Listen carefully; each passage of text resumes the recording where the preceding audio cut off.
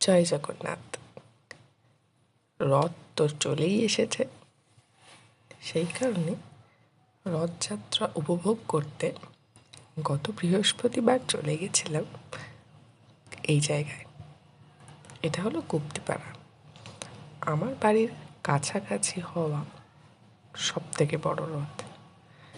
এই বিকেল নাগাদ পৌঁছে গেছিলাম। এখানে আমি গিয়েছিলাম বহু বহু বছর আগে, মানে আমি নিজে তখন ছোট, সঠিকভাবে মনেও পড়ে না সব কিছু। এই বছর আবার যাওয়ার সৌভাগ্য হলো, তাই চলে গেলাম। এখানে গিয়ে দেখি বাবা, এ তো বিরাট আয়োজন, প্রচুর লোক, অগুন্তি লোক, আর সেই ঠেলাঠেলি।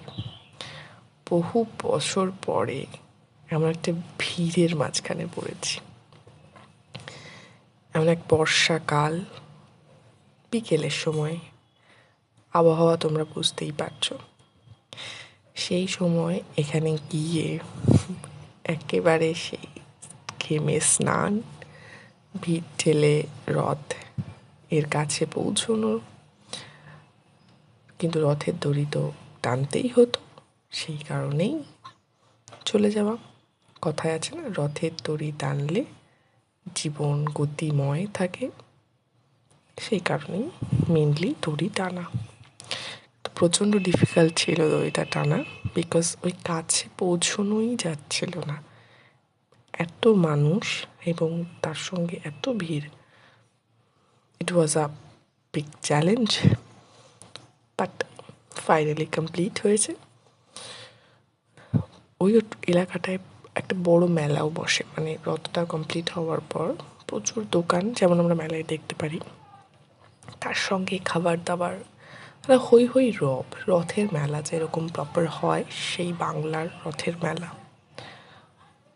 তো ওখানেই প্রথমেই যে জিনিসটা ট্রাই করলাম সেটা হচ্ছে খুব সদ্য জিআই ট্যাগ পাওয়া গুপ্তিপাড়ার কোপা সন্দেশ। দারুণ খেতে, ভালো। ওটা খাওয়া দাওয়ার পর আরও অনেক কিছু এটা ওটা কেনা খাওয়া এসব করে এই 2 ঘন্টা মতন কাটিয়ে তারপর বাড়ি ফিরে আসা। প্রচণ্ড বৃষ্টি বাড়ি ফেরার সময়, এবং ওই অঞ্চলেও একটা আবহাওয়া থমথমে হয়েছিল, কাদা চারিদিকে, বৃষ্টির ব্যাপার, but still it was a different kind of experience, যেটা আমরা একটা অন্য জায়গায় গেলে পাই না। একটা বাংলার একটা আদি গন্ধ বা বাংলার একটা পুরাতন ছোঁয়া, যেটা আমাদের রথের মেলার সঙ্গে সম্পর্কিত। তো এখনও তো উল্টো রথ হয়নি, মেলা রয়েছে, বোধহয় উল্টো রথ অবধি থাকবে। যদি তোমাদেরও মনে হয় যে একটু মেলাটাকে উপভোগ করবে বা যেতে ইচ্ছা হচ্ছে, চলে যেতে পারো।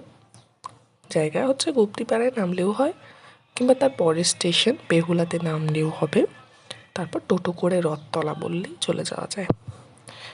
আর মোটামুটি হাওড়া কাটোয়া লাইনে যাদের বাড়ি, তাদের বাড়ি থেকে এটা খুবই কাছে হবে। গুপ্তিপাড়া আর বেহুলা দুটোই হাওড়া কাটোয়া লাইনের মধ্যেই পড়ে। সো